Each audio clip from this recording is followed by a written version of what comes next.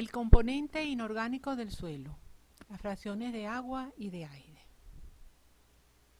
Como hemos explicado ya con anterioridad, los componentes del suelo se identifican en tres fases: una sólida, una líquida y una gaseosa.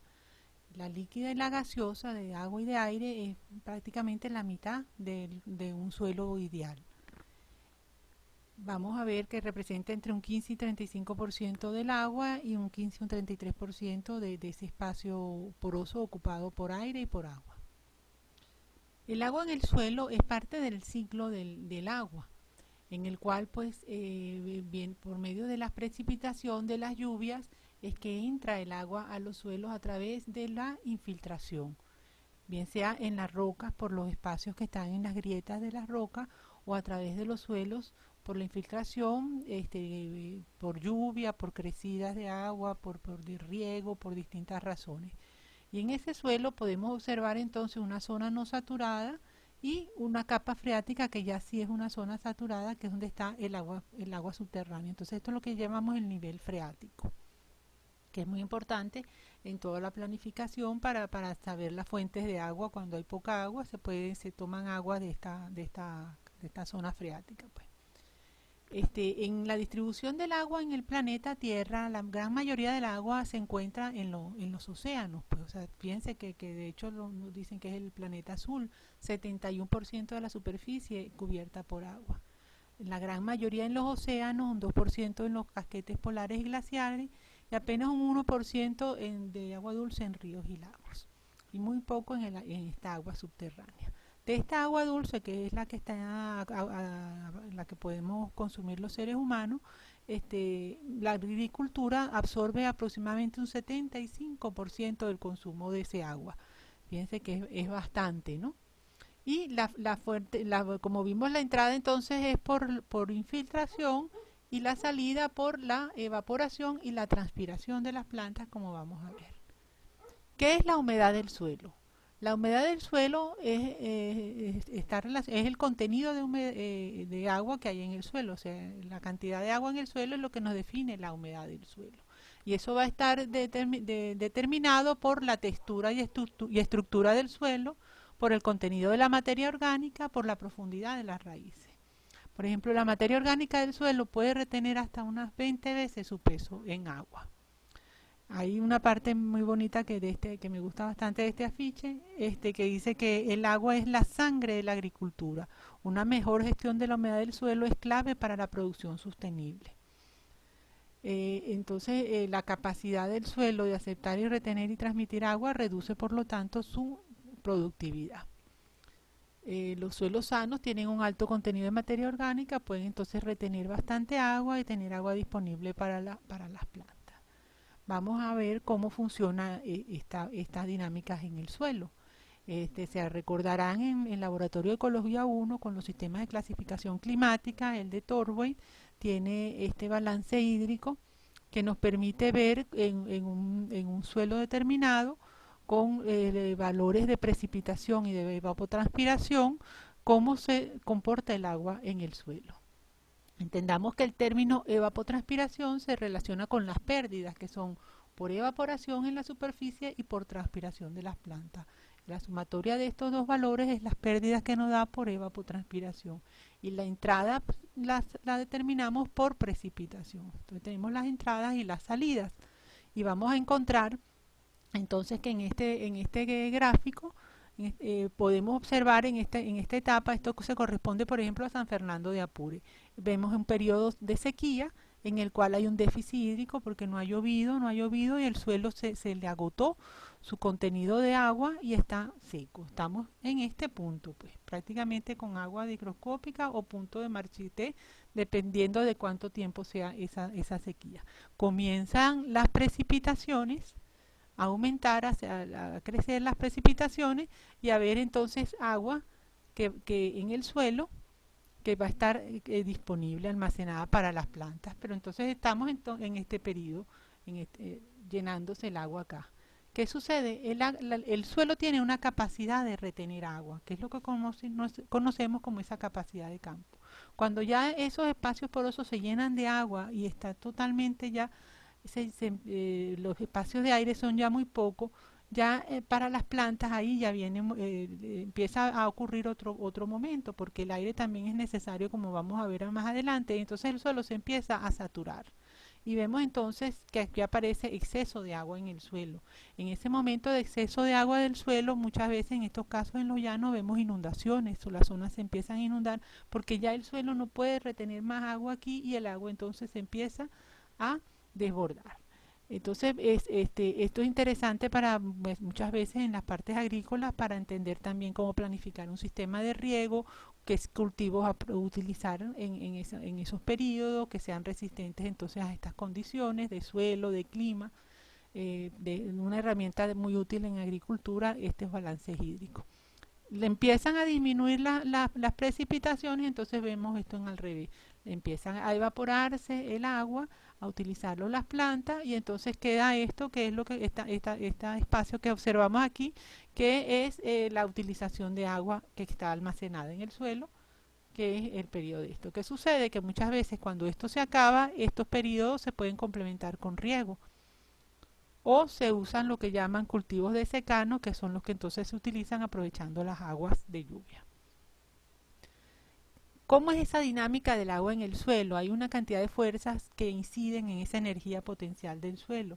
¿Qué es el potencial de agua en el suelo? Es la capacidad de realizar trabajo del agua en el suelo en comparación a la que realizaría el agua pura y libre. Cuando está en el suelo hay una cantidad de fuerzas. ¿Cuáles son esas fuerzas? La de gravedad, que es el agua que fluye de posiciones altas a bajas por la gravedad.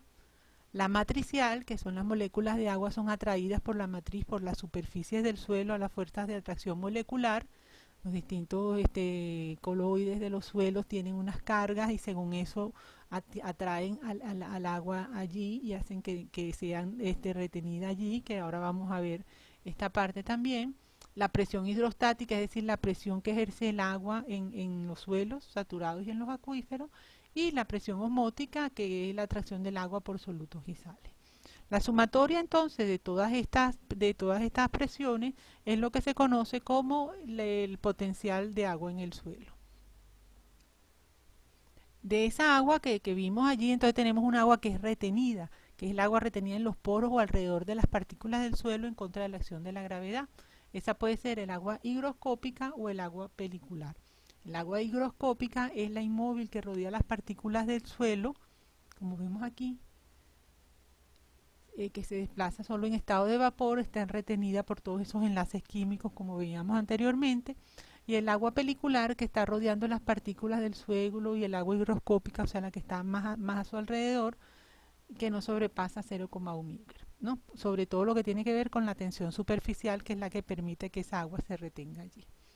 Entendiendo que la tensión superficial es el resultado de una mayor atracción de las moléculas de agua en las que la atracción que el aire ejerce sobre ellas. Entonces, esa tensión superficial también es la que va a contribuir con la capilaridad. Entre los espacios de los minerales del suelo, que están estos espacios de aire, se hacen como pequeños capilares. Y esa tensión superficial es la que va a permitir que el agua se mantenga en estos espacios.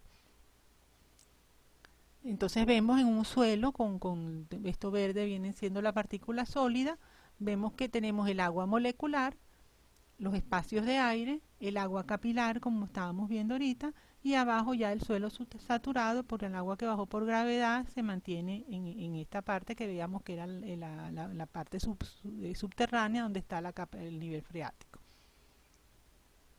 Para la parte del crecimiento de las plantas hay una zona óptima para su crecimiento, que es entre la capacidad de campo y el punto de marchitez permanente.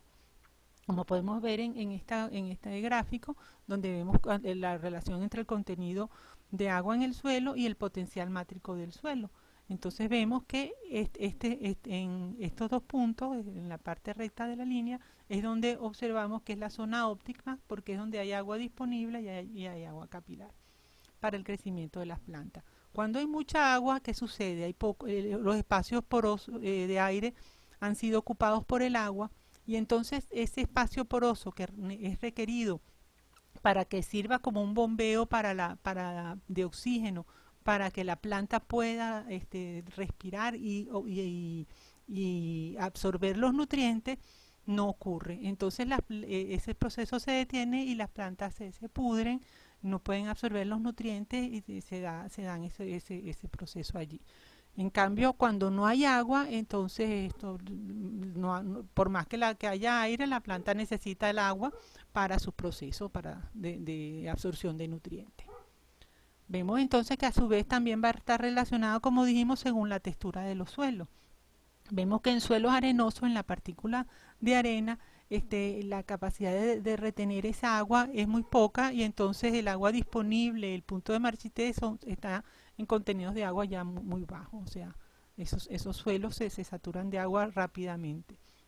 En cambio, en los suelos francos o arcillosos hay mayor capacidad de retener el agua por las características coloidales de las arcillas, por lo tanto, entonces, mayor disponibilidad para las plantas y mejor aprovechamiento de esas aguas. Por eso para la agricultura los suelos francos son los más óptimos porque permiten mejor aprovechamiento del agua.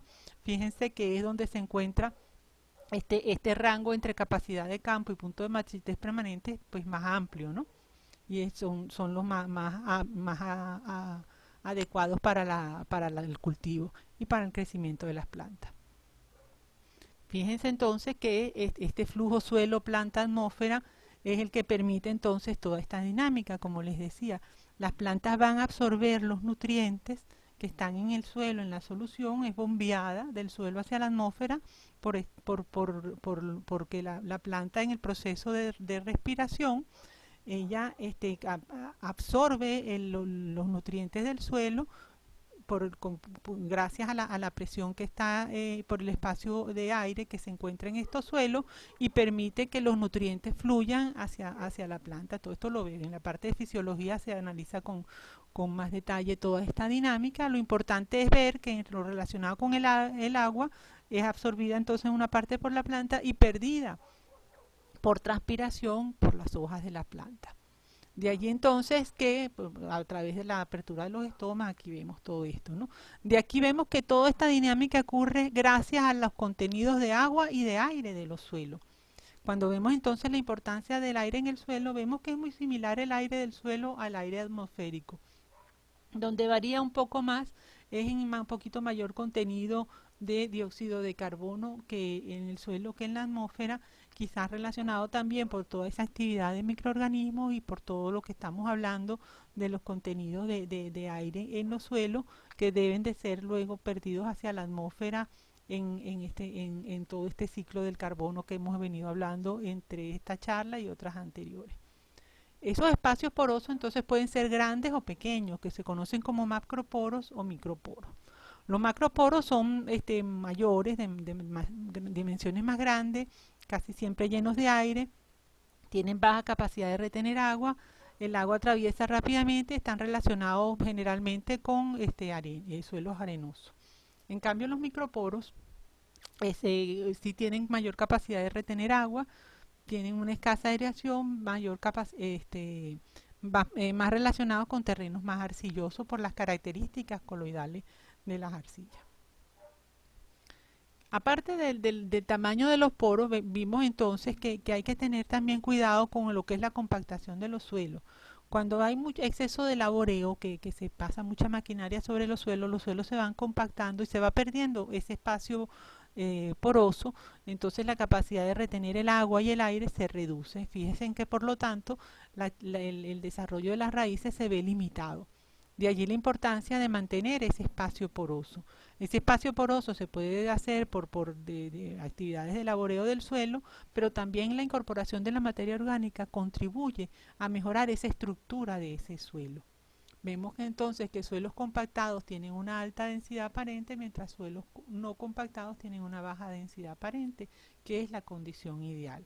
¿Qué sucede? Que en este espacio más superficial es donde entonces vemos mayor variabilidad de temperatura para la actividad de los organismos que hacen vida allí. Esto es lo que se llama una tautocrona, que es una línea que nos permite ver cómo es la temperatura del suelo en las profundidades, desde la parte superficial y hacia las distintas profundidades, ¿no?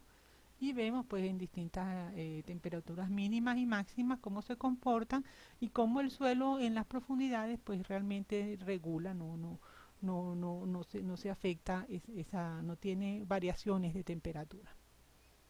Estas características del suelo nos permiten entonces que se realicen distintas funciones dependiendo de los poros. Por ejemplo, pequeños poros se hablan residuales, tienen una función de retener el agua para que las plantas no pueden utilizar. Unos poros un poco mayores para el almacenamiento, entonces tienen almacenada también esa agua, ¿no? Un poquito mayores de 0,05 milímetros de diámetro se permite que drene el agua y el aire mayor flujo.